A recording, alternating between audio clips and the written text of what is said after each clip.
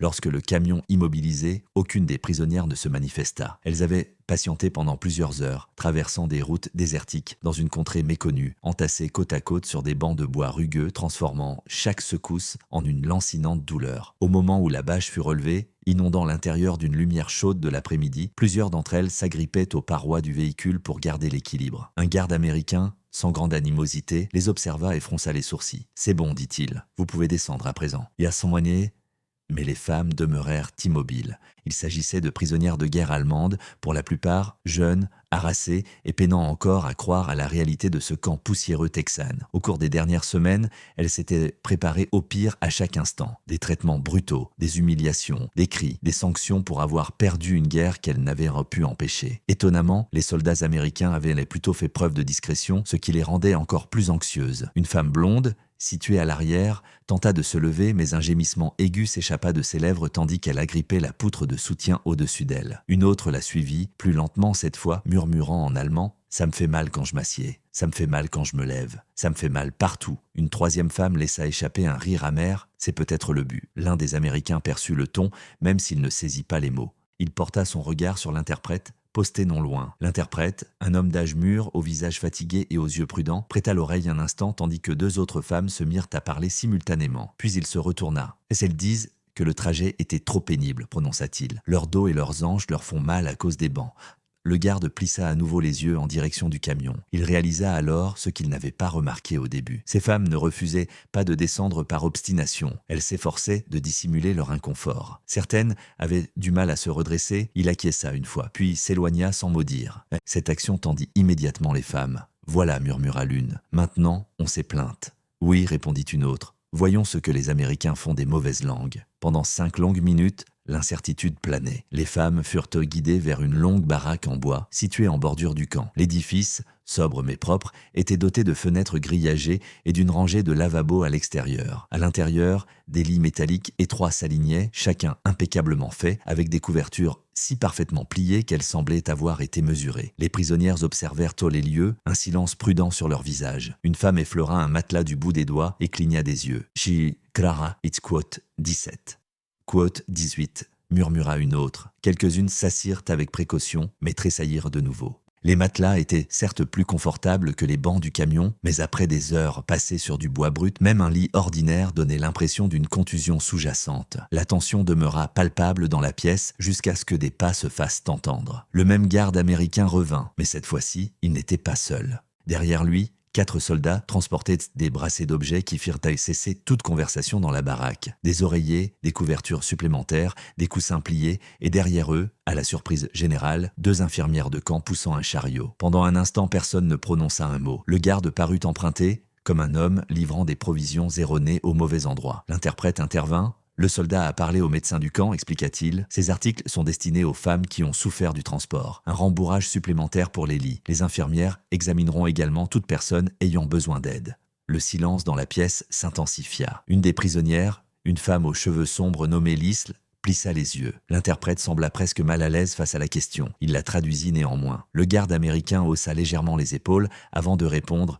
L'interprète répéta la phrase en allemand. Personne ne réagit d'abord. C'était trop simple, trop ordinaire, si éloigné de ce à quoi elle s'était préparée. L'une des infirmières s'avança, souriant d'une manière pratique et professionnelle. Elle n'était pas sentimentale. Elle n'était pas là pour faire un discours. Elle ouvrit simplement un petit carnet et demanda qui avait besoin d'être examiné en premier. Pourtant, personne ne bougea. Puis la plus âgée des prisonnières, une femme d'une 40aine d'années au visage sévère et aux épaules fatiguées, leva lentement la main. L'infirmière traversa la pièce et parla doucement, par l'intermédiaire de l'interprète. « Puis-je » La femme hocha la tête. L'infirmière examina son bas du dos, posa quelques questions, puis se tourna vers les soldats et désigna l'un des lits. Un coussin y fut placé, puis une autre couverture fut doublée pour servir de soutien. Lorsque la femme se rassit, avec délicatesse cette fois, son expression changea. Pas beaucoup, juste ce qu'il fallait. Le genre de changement que les gens ont lorsque, après s'être longtemps attendus à la douleur, ils découvrent soudain qu'ils peuvent se détendre d'un petit pouce. C'était tout ce qu'il fallait. En quelques minutes, l'atmosphère de la pièce se transforma. Des femmes qui s'étaient tenues rigides depuis leur arrivée admirent tranquillement que oui, leur dos leur faisait mal aussi. Oui, les bancs avaient été rudes. De fait, certaines souffrirent d'anciennes blessures dues au travail en usine ou au champ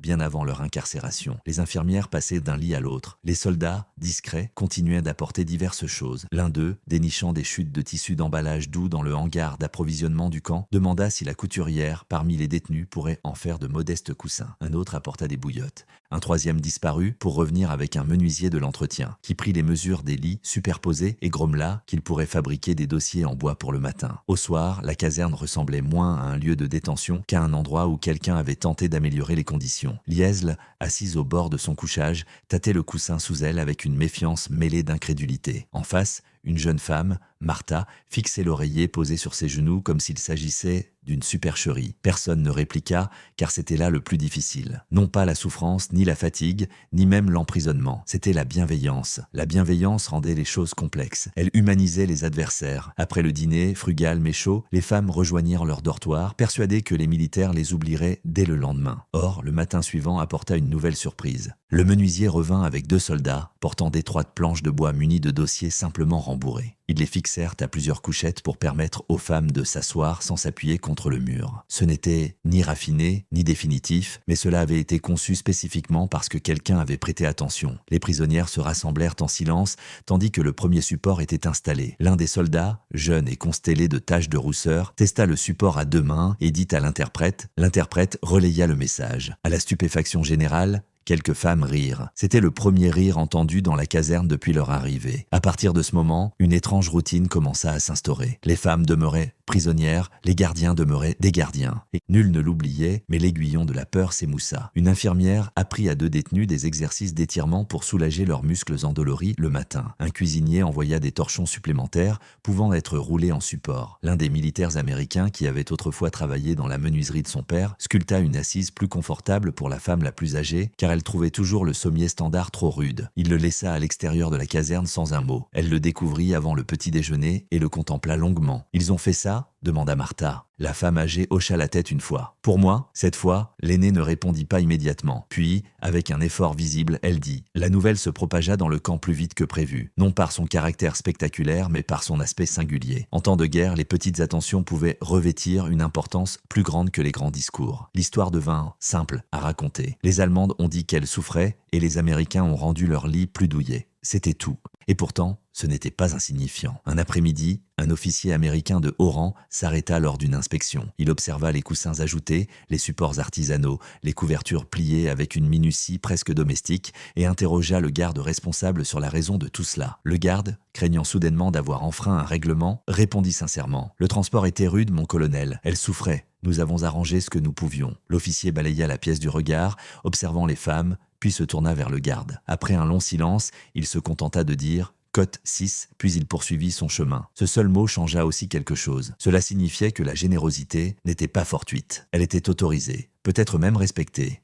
Ce soir-là, alors que le soleil déclinait et que la caserne se rafraîchissait, Liesl s'assit près de la fenêtre avec l'une des infirmières qui rapiéçait une couture d'oreiller déchirée. Par l'intermédiaire de l'interprète, Liesl posa la question qu'elle avait gardée pour elle pendant des jours. « Pourquoi vos militaires agissent-ils ainsi ?» L'infirmière enfila l'aiguille. Avant de répondre, « Ils ne le sont pas tous, dit-elle. Certains sont épuisés, certains sont en colère, certains ont trop vu. » Elle fit un nœud dans le fil. « Mais la douleur est la douleur, ajouta-t-elle. Il est inutile de l'aggraver quand on peut la soulager. » L'interprète traduisit lentement. Liesl baissa les yeux vers ses mains. Avant le conflit, une telle phrase aurait semblé évidente. Pendant la guerre, elle sonnait presque comme une révolution. Les semaines s'écoulèrent. Les femmes s'adaptèrent à la vie du camp, mais elles n'oublièrent jamais tout à fait ses premières heures. Le banc d'où s'échappaient des échardes, la crainte de s'exprimer, la certitude qu'une plainte entraînerait une punition. Au lieu de cela avait apporté des coussins. Des années plus tard, certaines se rappelleraient très peu des noms des gardiens ou de la configuration exacte du camp. La mémoire conserve rarement chaque détail avec exactitude. Elle se rappelait néanmoins de cette première nuit. Elle se souvenait s'être assise avec précaution,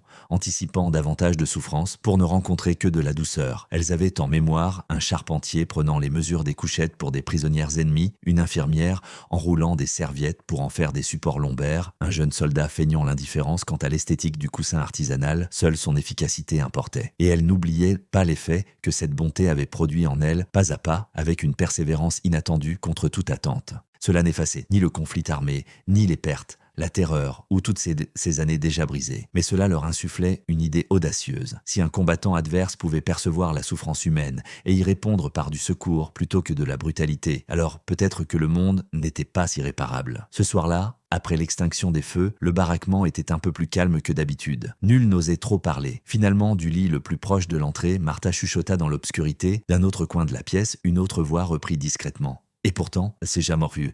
Suivit une brève interruption. Puis Martha laissa échapper un petit rire. Et pourtant, nous y sommes. Dans l'obscurité, diverses femmes affichèrent un sourire, invisibles aux autres. Dehors, un garde américain longea la fenêtre du baraquement et perçut un silence complet. Il supposait, comme tout militaire épuisé, que les détenus dormaient. Il ignorait que là, à l'intérieur, sur des lits adoucis par un acte de simple gentillesse, une chambrée entière de femmes s'étant préparées à l'humiliation veillait, songeant à quelque chose de bien plus singulier, la clémence.